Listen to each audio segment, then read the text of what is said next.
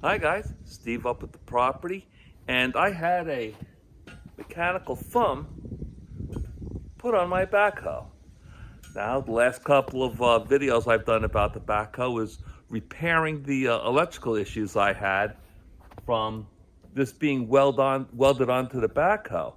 It sent a surge of electricity through the electrical system. It fried one of my batteries, and it um, damaged, well, it popped one of the fuses, the alternator fuse. So my backhoe wouldn't start because one of the batteries was fried, and it wouldn't charge because the alternator fuse was popped. So I bought the batteries, and I had the alternator rebuilt, although that didn't need to be rebuilt. So I put in a fuse. That problem is resolved, but I never got around to doing the video that started the whole thing, and that's this mechanical thumb. Going through the property, one job I had was to move boulders. Now, I had boulders that the previous owner had put across the driveway. So I guess to dissuade people from driving on the driveway. And he also had put them up by the easement, blocking blocking the roadway on the easement. So for the few large boulders that were across the driveway, I moved them sometime like a year, 2 years ago with my truck with the winch using snatch blocks, and we were able to slide them over and get them off the driveway. The other boulders, I just couldn't, they were small, they were in a tough spot. I couldn't really, and I didn't need to drive my truck up and down the easement, so I just left them there, and I figured I'll get around to it someday.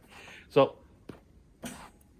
I got the mechanical thumb, so this way you can pick up the boulders. With just the bucket, you gotta scoop them. It's almost impossible.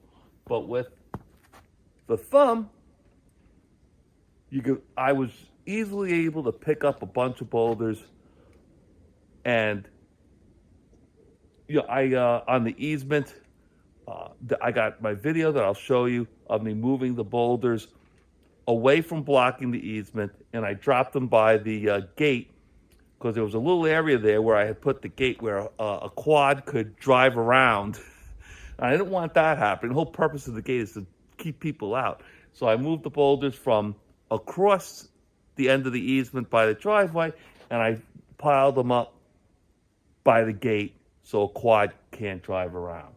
So this, I think, I can't remember the name. I'll put the blurb down here. I think it's a Titan, and it was a few $100, and you got to weld it to the machine.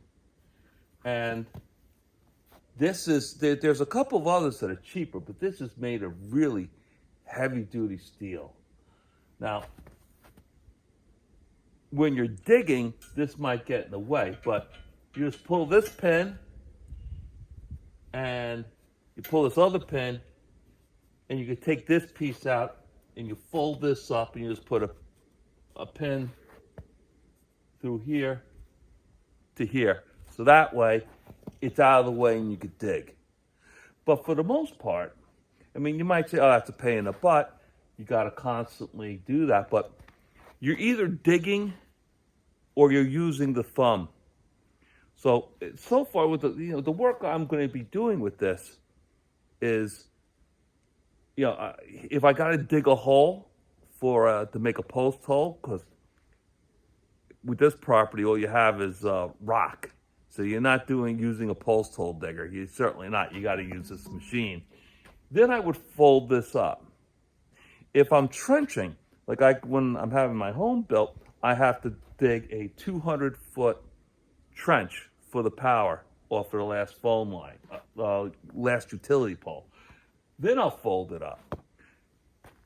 If I'm making a trail, so I'm going to be planting some fruit trees in the corner of the property. I'm going to make a trail to go back there, and I got to clear about an acre of trees. Then I'll leave the thumb down, because what you're doing is when you're knocking down trees, you're cutting the roots and you're only going down maybe a foot or two, and then you're knocking the trees over, and then you got to move them out of the way. So this way you'd have the thumb extended like this, and you could just pick up the trees after you knock them down. So you really don't have to worry about this being inconvenient for you having to manually fold it up and fold it down. So this was put on, I'm going to say, gee, it was around Thanksgiving time. I'll put the date down here. And over the last month or so, I've been fighting with it getting, resolving the electrical issues. And, that's all resolved now. And what I did was I moved a bunch of the boulders. So I'll show you the thumb in action.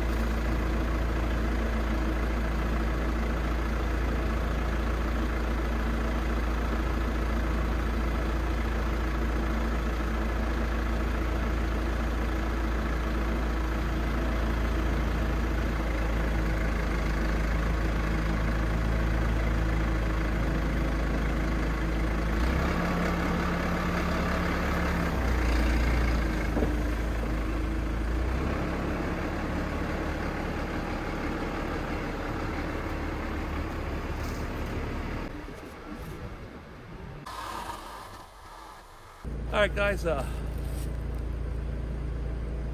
these big boulders really toss the weight back on the machine. You got a little sketchy with that last one. Now, guys, I'm doing the wrap up on this video of the mechanical thumb on the backhoe.